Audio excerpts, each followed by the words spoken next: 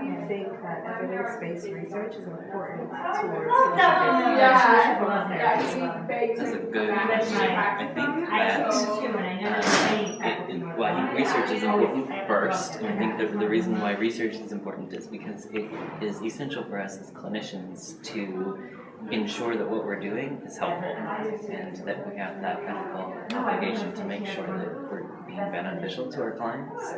So I think that just doing research to figure out what's going on and if it's helpful is important.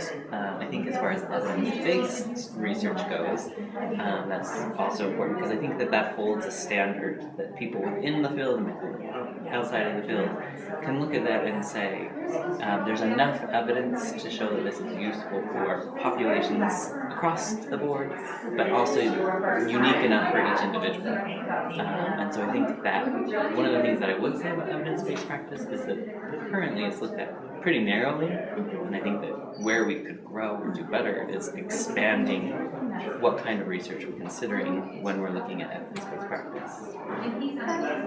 Very great. You said that you work a lot with couples doing solution focused therapy. Yeah. So how do you find, do you ever find it difficult when working with an individual to incorporate the same, the same concepts that you learned with working with couples? Do you find it difficult to grasp the same type of effect with individuals?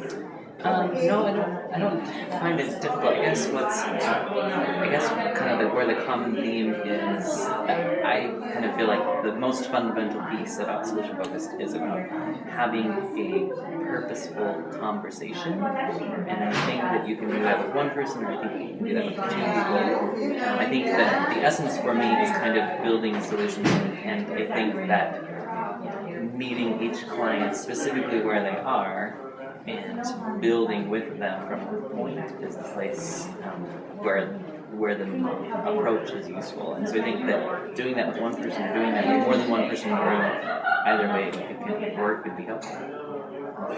First year student in my third semester. Okay. And if there was anything that you could tell me that would be beneficial through my journey in this, what would you say? Specifically related to solution focused work?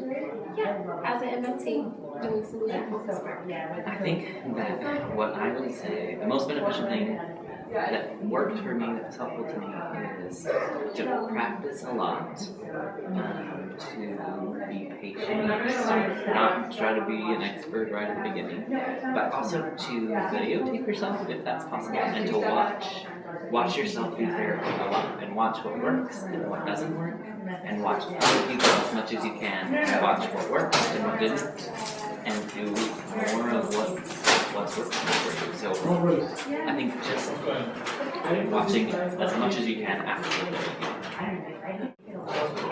therapy. There was one thing that you can say would be helpful for you to hear to motivate you to work further. What would that have been? That's a good question. So, like, as a graduate student, what kind of encouragement would I have wanted? I think I would have wanted somebody to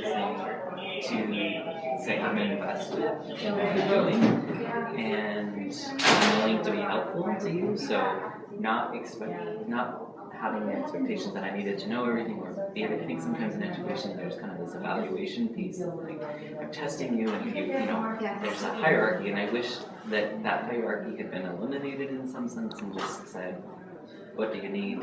What do you want? How can I be helpful in that process for you? I know you can't get rid of that evaluation altogether, but just finding out along the way how I can be helpful, or how my professors could have been. Thank you. Sure.